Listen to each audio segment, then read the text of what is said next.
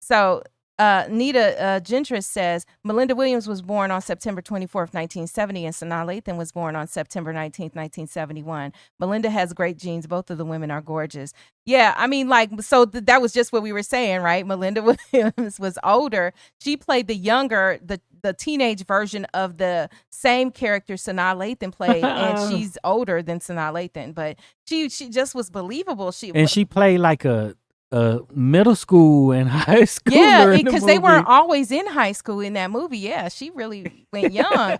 But now I will just say as an aside about that movie, talking about The Wood, that casting was always weird to me because I was like Sanaa Lathan and Melinda Williams. But I mean, I can suspend belief for a minute, but it it didn't feel like the same person, and you know what I mean. They don't look alike, and we black. Yeah, and also at the end they didn't feel alike either, right? Their vibe was different as well. But luckily Sanaa Lathan's character was only in there for like a split second, and most of it we got from, which is different from Forrest Gump, right, where they kind of work together, right? So the young actor tended to try to mimic the older one, right? So then it could be kind of seamless. Yeah. So in this movie, Brandy, who is Lynn Whitfield's character, so she shows up to the club and she turns down Darnell when he tries to talk to her. And T is the one who's stoking the fires, and so he tries to bet Darnell, and then they, get he's to like, going back I bet and you forth. ain't gonna smash, and I bet you ain't gonna smash without having to say I love you. Mm-hmm. And then he goes into his whole thing. You never tell him you love him. Yeah. Just the anticipated and expected things that these characters would say. And so so the bet is on. In the meantime, Mia, Regina King's character, shows up at this club, and she's been away, but everybody seems to know who Mia is and whatever. But Mia's friend Peaches, which we find out actually is her cousin later, she's really icy toward Darnell, and it's been implied that like Darnell has done something wrong to Mia, or has let her down in some way to this point in the film, but we really don't know. So we just assume that they were, former lovers, or they had dated at some point and it didn't work out. So Darnell says to Mia, though, you promise you gonna wait for me after they have their initial talk or whatever. And she smiles and she doesn't answer. And I was like, bro, what you mean? And because that wasn't just wait for me like now in this moment, wait till tomorrow. That is like his general philosophy, because he knew he liked her. He knew he was feeling her, but he was like, I need to be in these streets for a long time until I can't street no more. And then I'm gonna have you on the back burner, and hopefully you won't get away from me, and then I'll settle down, which I think is also another kind of stereotype, right, of these playboys. And maybe it's true too, although stereotypes, do have some level of truth to them usually. But usually, I don't know. Well, some elements. Now, what element might be true and to what degree is, but that's what makes it, I think, a stereotype. But yeah. So then we see him, and he is buying clothes. So this is how he gets the hookup. He's buying clothes out of the back of Big Worm's van. Well, really, Faison Love's character in this movie, but he's Big Worm always to me. And so he asked Darnell to hook him up with some girl or whatever. And then it becomes evident that Darnell has had dealings, because Darnell did it with everybody. And so then he goes into this comedic thing about how she, performed a certain acts on him and whatever. But the guy is still like, well, still hook me up. And so the guy gives the discount in return on these clothes, which I mean, I'm assuming are probably high, right? In return for Darnell hooking him up with this girl that Darnell has already dealt with. Like, really, bro? So anyway. Chances are you meet somebody there, somebody ex. Yeah, that is true. That is true, but like, do you have to always know them? I guess it depends. I mean, you don't in have LA, to know them, but whatever. So he didn't care. But people in LA and these other big metro areas, they be in their neighborhood and their communities where they're from, right? Mm-hmm. And speaking of, so Stephen Washington said, we see where he lives when Brandy makes him breakfast, basically. Oh, okay. Yeah. You know what? Good reminder. Good reminder, because she coming in burning up that bacon, but we gonna get to that. We gonna get to that. So T and Darnell talk about Mia being single and beautiful and everything like that. And I couldn't help but thinking when I was watching this that people just really do not even know who Bobby Brown used to be.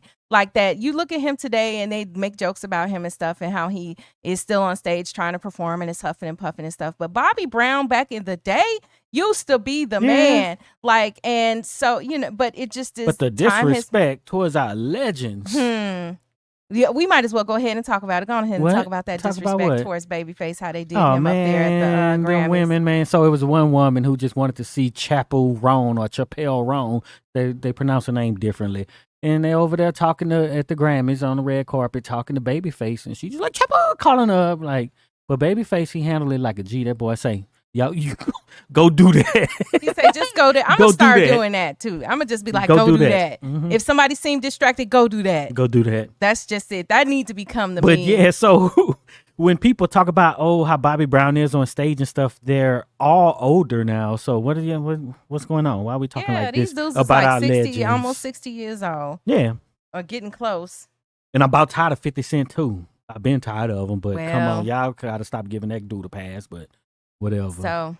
So that's what's going on. And then there was somebody that had made a comment in the chat. Oh, Tony Robinson said, I feel like Peaches feels Mia can do better than Darnell, who's probably been known as a player their whole life.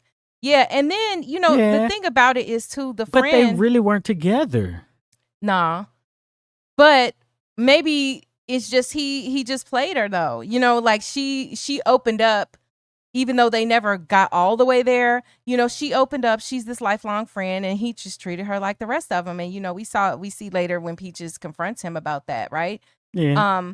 But I just think that the friend, the loved cousin? One, the cousin, she's the friend to me, the cousin, whatever.